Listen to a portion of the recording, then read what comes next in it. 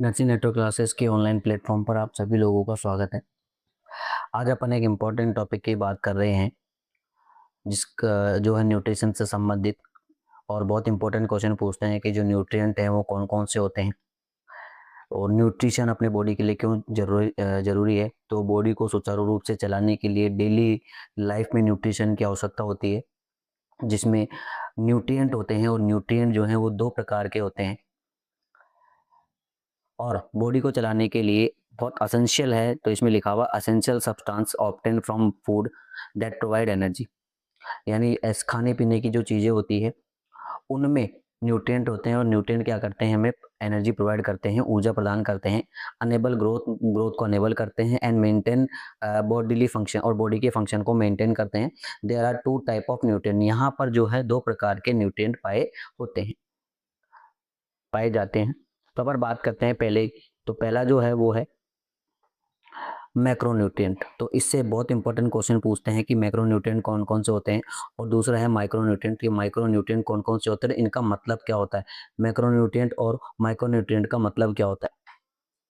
तो बात करते हैं यहाँ पर मैक्रोन्यूट्रिएंट और मैक्रोन्यूट्रिएंट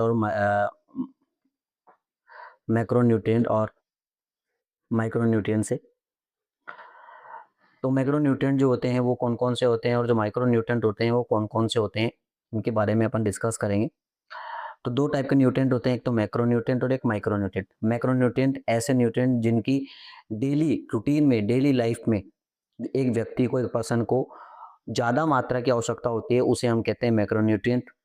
और ऐसे न्यूट्रिएंट जिनकी आवश्यकता डेली रूटीन में, डेली लाइफ में उनके जिनकी आवश्यकता कम होती है, उन न्यूट्रिएंट्स को अपन माइक्रोन्यूट्रिएंट कहते हैं।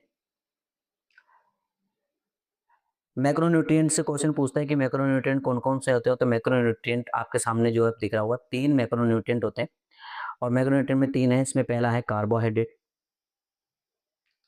फैट, प्रोटीन और तीसरा है फैट।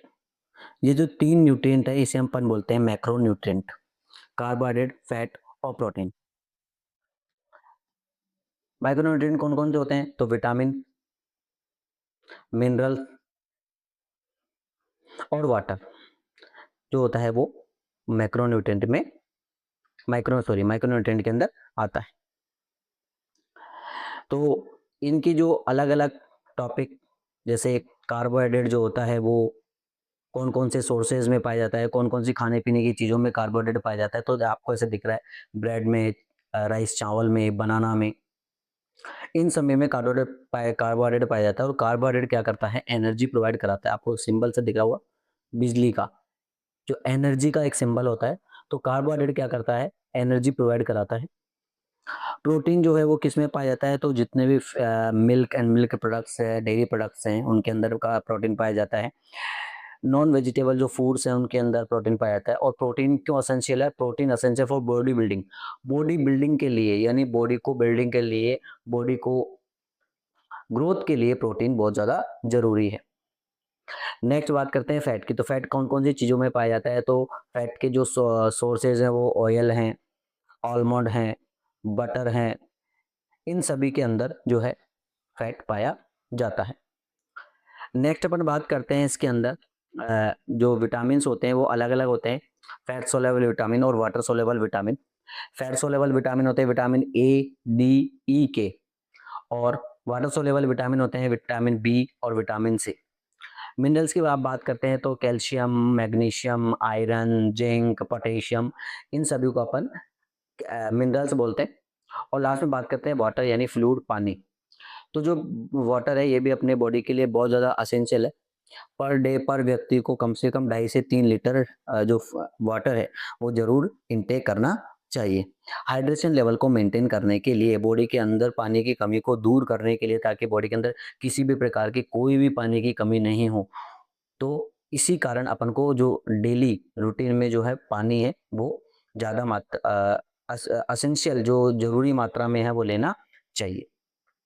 नेक्स्ट क्लास में जब अपन डिस्कस करेंगे तो अपन इनके बारे में डिस्कस करेंगे कि विटामिन कौन कौन से होते हैं, विटामिन की कमी से कौन कौन से रोग हो सकते हैं, विटामिन के दूसरे नाम क्या होते हैं, कार्बोहाइड्रेट कौन कौन से सोर्सेज में पाया जाता है, कार्बोहाइड्रेट का मेटाबॉलिज्म कौन करता है, प्रोटीन का फंक्शन क्या है, फैट का क्या फंक्शन है, कितनी इनको अपनी बॉडी के अंदर डेली रूटीन में कितनी मात्रा की इनको आवश्यकता होती है, इसके बारे में डिस्कस करेंगे।